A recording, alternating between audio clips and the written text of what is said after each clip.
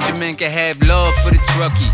Beautiful minds, but we love getting ugly. Risk takers with a clover, man, we love getting lucky. You run, we chase fire, I love when it ducks me.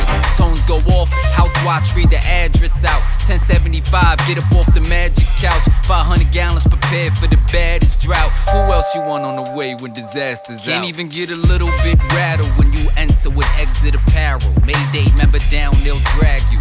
You won't get this from every Tom, Dick, and Harold, but here's a view from the top floor with Mickey Farrell. Hey, what's going on, guys? Welcome back to another episode of A View from the Top Floor.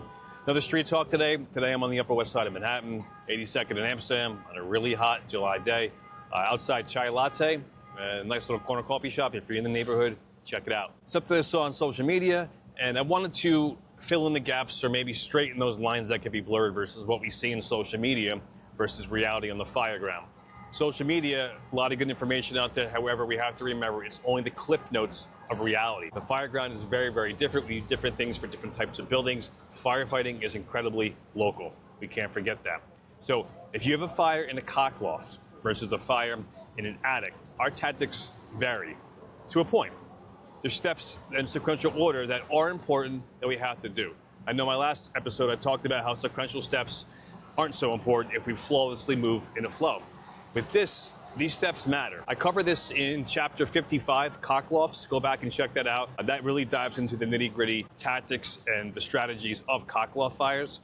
This is just kind of a recap of something I saw, and I want to just make sure we're all on the same page if we're going to these fires, and how something that a mistake can be made that can be very, very fatal if we're not dialed in to doing the right thing at the right time. Peak roof, private dwelling, fire in the attic.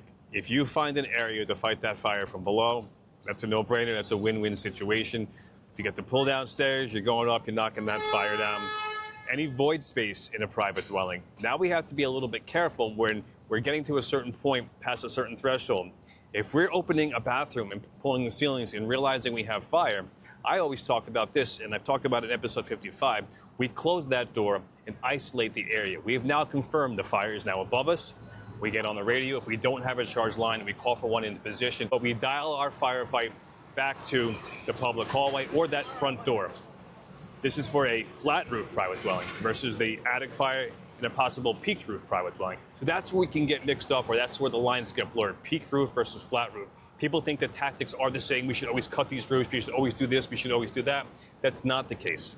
Okay? Peaked roof versus flat roof, our tactics do vary in where we start our attack from. So like I said, flat roof private dwelling, we're closing that door, we're isolating that area, calling for a line, getting that line into position, backing yourself out and starting your firefight from that threshold, whether it be the street or the public hallway. That's where we start our firefight from if the fire is above us in a void space with a flat roof.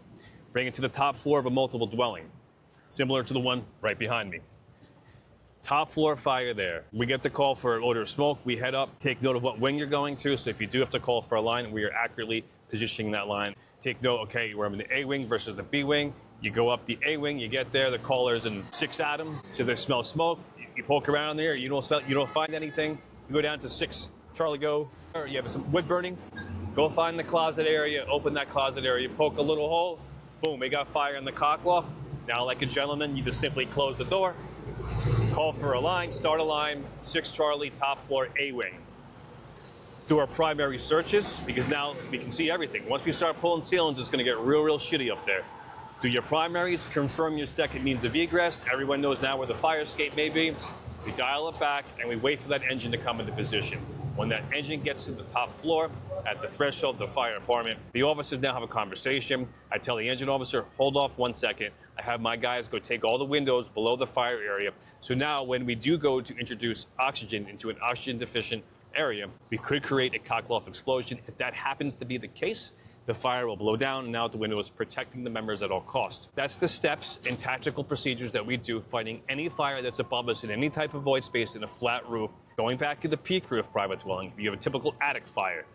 You drop downstairs, you make the push, you get up there, you do what you gotta do. So I just want to clarify that because I did see something. It wasn't a bad post. I just want to make sure we're all on the same page, is that if you go in to a building and it happens to be a flat roof private dwelling or multiple dwelling, and you poke a hole in the bathroom or a closet and you see fire above you, you're isolating that door We're working our way back now to that point of entry, waiting for the line, and we fight that fire from that point moving forward, pulling ceilings. Peak roof private dwellings, a little bit of a different game. The importance of this is, though, still we have to locate that fire. We know the fire's in the attic, so I don't want that engine stretched into that building. Maybe you can stage it on the half landing or on the stairs coming up to the top floor. Confirm you have the pull down stairs. Confirm you have access to the attic area before you bring that line in and try to commit it to a certain room, an isolation point. Get back to multiple dwellings before I go, similar to the one behind me. Just a takeaway, especially for young firefighters listening to this that get caught up in the moment, young officers that are caught up in the moment. When you work in an H-type area or a multiple dwelling, you become good at them, like anything else. You work in certain areas of the city, you become on private dwellings, projects, H-types. There's a whole systematic method to this, right? And that's why they're not necessarily the most dangerous fires we fight, but they're one of the hardest because of timing and tempo. We have to maintain that tempo. That sequential order is very important, that we do these steps that we just talked about. And again, chapter 55 really dives into the steps of how we fight these cockloft fires. But a takeaway for you is that please take note, as the officer, what wing you're going into. Because if you do have a fire on the top floor, wherever the fire is, you have to call for a line. That line needs to be accurately put in the correct wing to fight this fire properly. That is a very huge mistake that I've seen done before, and that delays operations tremendously. So it's important we dial that in. But taking it one step further, first due truck, we go in, we get the caller, we find the apartment, we locate the fire, we're taking note of what apartment we're operating in. For argument's sake, 6 Charlie. Now, second due truck comes up. Once we've confirmed we have a job, where are we going? We're going to the adjoining apartment. Take note of what apartment you're in, because if we're operating in 6 Charlie with the first due truck, that's the fire apartment, 6 Charlie. You're going into 6 Boy or 6 David. Take note of that. It's important we do, because if you are in there, you have extension. You call for a line to the adjoining apartment. Or even worse, things go sideways and you have to give a mayday. You don't know what apartment you're in. You're just focusing on going to the adjoining apartment. That's the fire apartment. I'm going in here. Now, the next scenario, we go there as the extra truck. And we know if you've ever been through one of these fires and you are the extra truck or the first two on the second alarm, you get up there, it's kind of chaos. Everyone's trying to get a piece of it. And you walk in, you look at one apartment, all right, they got that one. You look at the next one, shit, they got that one. Now you're on the third apartment. Oh, shit, they're in there as well. One apartment left, you get it, boom, this is ours. Now we go in there, start pulling ceilings, doing our thing, calling for a line, whatever we're doing in the moment. The key is take note of what apartment you're in, not just the officer, but the fireman. Again, if something was to go wrong, you know exactly where you are. It's so quick to overlook this detail as the second due truck or the extra truck because you want to get a piece of it. I get it. I've been there. I've been in that situation where I just get in there and I realize I don't know what apartment I'm in and I'm trying to communicate with my guys or the chief. Go back out to the public hallway, reset, make sure we confirm we know what apartment we're operating in. All right, guys, that's all I got for you today. Upper West Side, 82nd in Amsterdam, Chai Latte. Thanks for the support. And if you are following the new channel, thanks so much. If you haven't followed it, please go into all the podcast platforms, like, share, rate. I guess all those things matter for the there's only a few episodes in there. I say there's 4 or 5 episodes right now. Slowly but surely, you will be able to find all my content from the first episode all the way up to this episode on that channel. All right, so again, appreciate the support. Stay low, let it blow. I'll talk to you soon.